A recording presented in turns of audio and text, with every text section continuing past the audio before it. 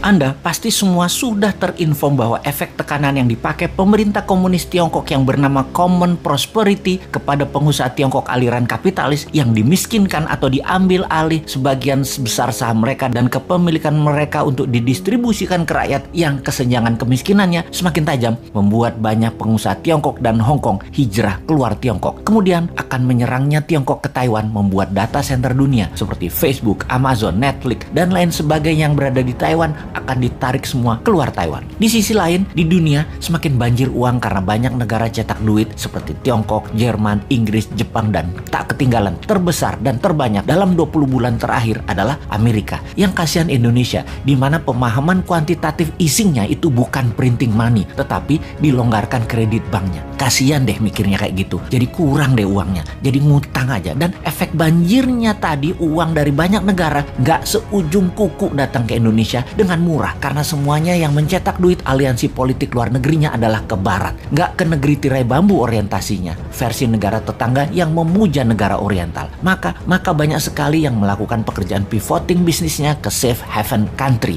Siapa safe haven country tersebut? Siapa lagi kalau bukan Singapura? Kapitalis Tiongkok, Hong Kong, dan Taiwan pindah besar-besaran ke Singapura saat ini. Bahkan istrinya Jack Ma beli properti di Marina Bay, 2 bangunan senilai 75 juta dolar dirubuhin dan dibangun baru agar terkoneksi. Bayangin, 75 juta dolar dirubuhin, senilai 1 triliun rupiah dibeli hanya untuk dirubuhin. Coba, uang-uang tadi di sisi banyak negara aliansi barat tadi ternyata mencari aliran proyek yang bagus untuk mereka investkan. Banjirnya uang ini ditambah banyaknya proyek bagus, ini era disebut lazy money era. Dan sungguh, saat inilah lazy money era tersebut. Kalau sahabat punya perusahaan yang sifatnya disruptor, scalability-nya besar dan jangka panjang ke depannya, uang di lazy money pasti akan ke Anda. Uang di lazy money pasti akan ke Anda tanpa Anda yang cari. Anda cukup jadi cantik dan stand out, pasti dilirik. Tak usah genit-genit mepet-mepet murahan, cari-cari pengusaha di bar. Cukup datang ke acara resmi,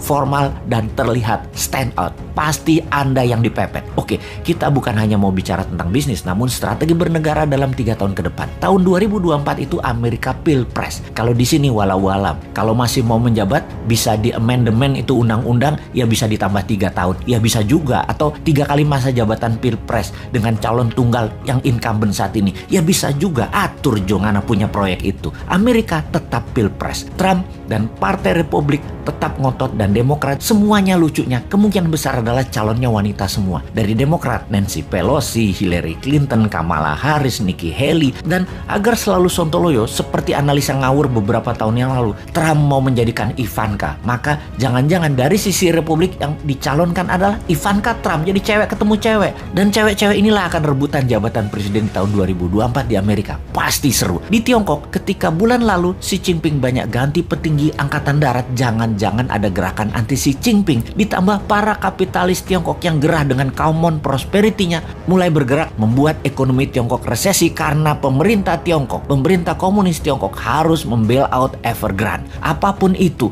kok kita melihat peluang yang banyak ya? Gini deh, kalau ternyata dengan peluang itu semua, ternyata Indonesia malah ikut resesi, sulit energi, negara chaos, pengusaha Indonesia tidak bisa tarik investasi, pemerintah tidak juga bisa tarik peluang mempermudah arus uang. Kayaknya memang kalian dan yang mau menari di 2024 yang mirip-mirip platform bernegaranya, gak usah tanding deh di 2024, ngerepotin aja lu para old mind.